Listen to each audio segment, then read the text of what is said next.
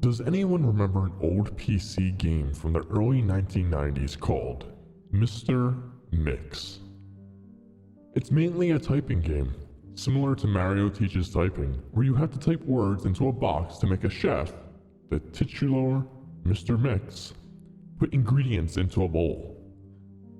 Unlike most typing games, however, this game is notorious for having an insane difficulty curve. The game has a words per minute requirement for each level, being as low as 10 on level 1 and as high as 85 on the third. By level 5, the requirement reaches over 500, effectively making it impossible to proceed any further. One of the main things that people had noticed about this game immediately was the background music. The music on the first level was an unsettling pattern of growls that got progressively louder as the level went on, often causing damage to early computer speakers that were not designed to handle extremely high volumes of sound. The second level had no music at all, and the third had what sounded like an extremely low-quality recording of a hairdryer blaying in the background. The remaining 2 levels had an extremely loud, high-pitched ringing throughout the level that caused severe ear damage to those who managed to get that far. Another rather disturbing aspect of the game was the design of Mr. Mix himself. He was a large, round-faced, overweight man with large, beady eyes and red spots on his cheeks. Most children who played the game reported having vivid nightmares of Mr. Mix, speaking to them in a quiet, raspy voice and threatening them to keep quiet about something. However, none of them could remember exactly what that thing was. One psychiatrist who saw many of these children reporting being disturbed by the sheer amount of terror on the faces of the children as they recounted the details of the nightmare. Many of the children broke down into tears in the process, begging for their parents to save them.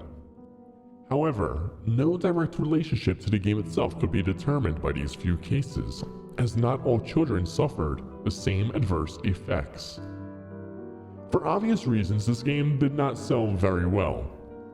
It remained in relative obscurity until a few years ago, when PC hackers got hold of a ROM of the game and started digging through it. Using memory hacking software, they managed to crack the game's code and bypass the impossible 5th level. What they found, however, was extremely disturbing and caused many of them to quit the expedition altogether. According to the reports these hackers left behind, the game behaves very strangely if the 5th level is bypassed. The game crashes violently and closes, writing a bunch of files to the user's System32 directory to the point that the RAM was almost completely filled. These files are reportedly pictures of people with horribly deformed faces, appearing to scream in pain and agony, with their eyes appearing to be bleeding from their tear ducts and their outer layer of skin torn clean off in multiple places. If the user attempts to delete these files, the computer will violently crash and blue screen, causing permanent, irreparable damage to the user's hard drive.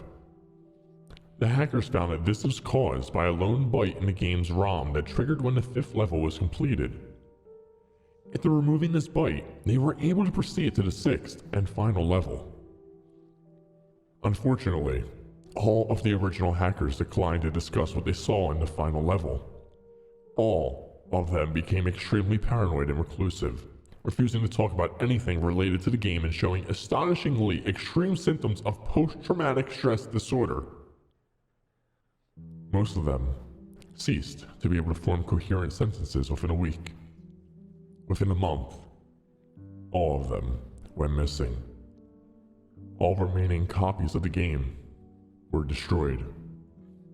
To this day, no one knows what was in that game that caused them so much psychological damage.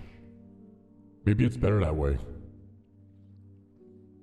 2 years after this incident, a man was arrested after trying to kidnap an 8-year-old girl from a grocery store.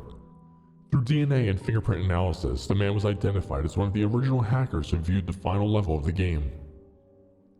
He was wearing a white chef's hat and had a look of unspeakable malice and insanity on his face. When interrogated, the man would only say one thing: "I'm Mr. Mix."